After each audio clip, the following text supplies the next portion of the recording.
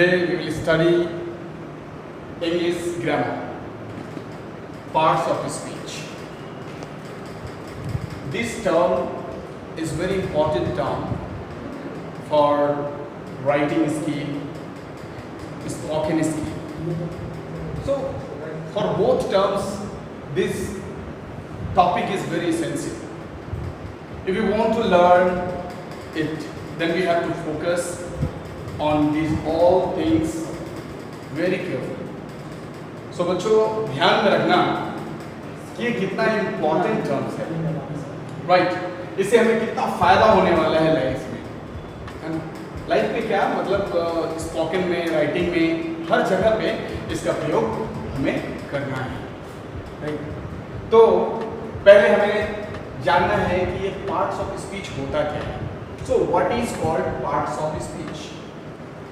Parts of speech, parts मतलब होता है भाग, ऑफ मीन्स का, स्पीच मीन्स भाषण. तो भाषण का भाग, राइट?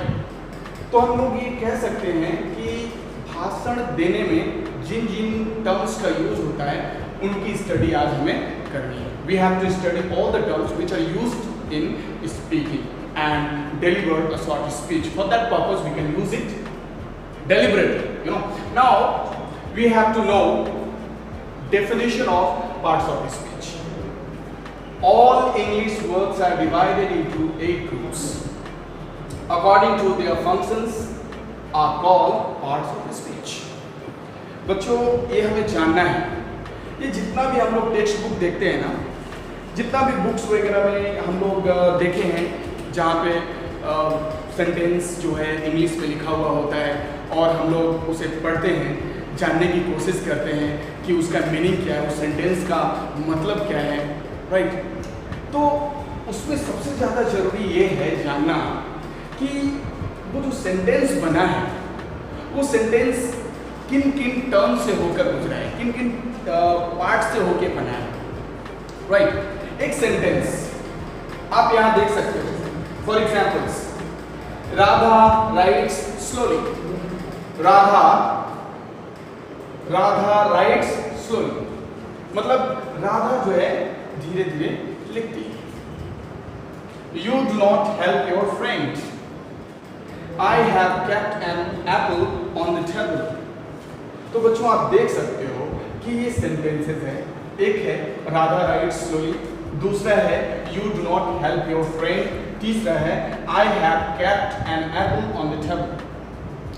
तो ये देखना है कि ये तीनों सेंटेंस में जो पार्ट है, ये तो एक्चुअल में स्पीच है ना, कि Radha right slowly, you do not help your friend, I have kept an apple on the table. These all sentences are speech.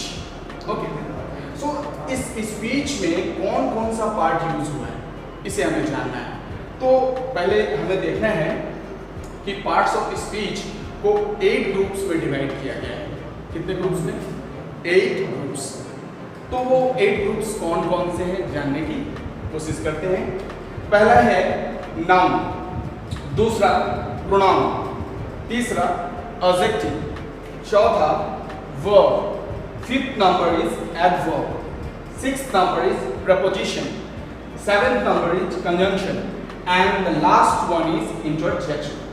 So these 8 parts of speech are available here that we have to learn, and after learning these all terms we can understand the use of these all terms in our speaking and writing skill.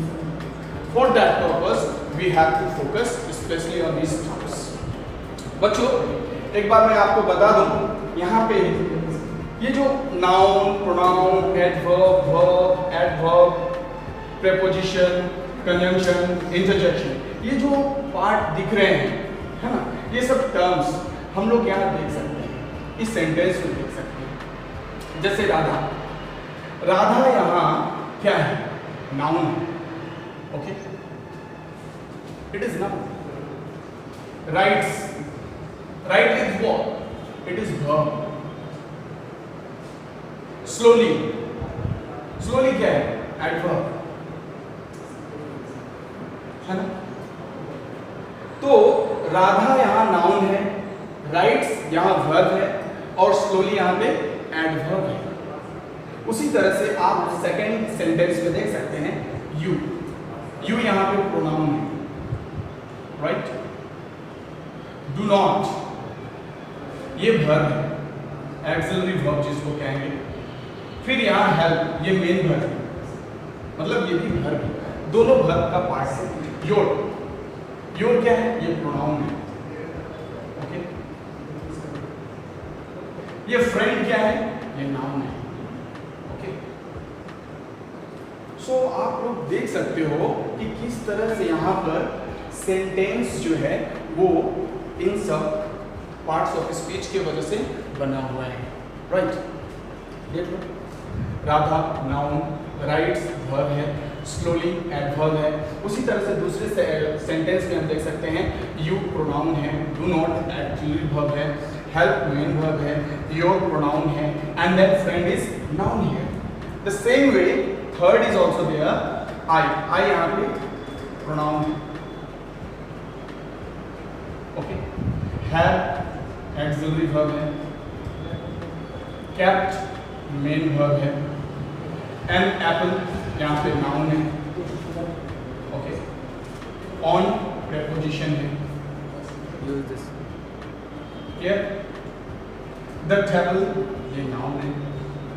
सो बच्चों आप लोग देख सकते हो कि किस तरह से ये सारे टर्म्स का प्रयोग हुआ है ना, सेंटेंस को बनाने में, राइट। सेंटेंस को तैयार करने में ये पार्ट्स ऑफ स्पीच का प्रयोग होता है। जब तक हमें पार्ट्स ऑफ स्पीच की अच्छी जानकारी नहीं होगी, यदि हम पार्ट्स ऑफ स्पीच को अच्छी तरह से जान नहीं पाएंगे, तब तक हम लोग एक अच्छे राइटर, एक अच्छे स्पीकर नहीं बन सकते हैं। तो अच्छी जानकारी रखनी बहुत जरूरी है। So we have to learn first noun, their definition and their kinds and their use. The same way pronoun, adjective, verb, adverb, preposition and conjunction, and thereafter interjection. These parts we have to learn. Okay. So very simple. Once again I am going to remind you all parts of speech. All English words are divided into 8 groups according to their functions are called parts of speech. There are 8 kinds of parts of speech: noun, pronoun, adjective, verb, adverb, preposition, conjunction and interjection. So these parts we have to learn. We can take examples over here. Radha rides slowly. So Radha is noun, rides is verb, slowly is adverb. Same way, you do not help your friend. So you is here pronoun, do not is here auxiliary verb, help is here main verb, your is here pronoun and friend is here noun. Same way, the third sentence is here. I is pronoun over here, have auxiliary verb, kept main verb and apple is here noun. On used it is preposition. The noun is here heaven. Okay. So this way we understood the terms noun, pronoun, adjective, verb, adverb, preposition, conjunction and interjection. Dear students, I hope you have understood this topic. This is very basic thing for learning English grammar. So dear students must focus these all topics, okay? And in next video I will explain the definition of noun and their kinds and their functions. So for next video, keep yourself healthy and be happy with your terms. Thank you very much.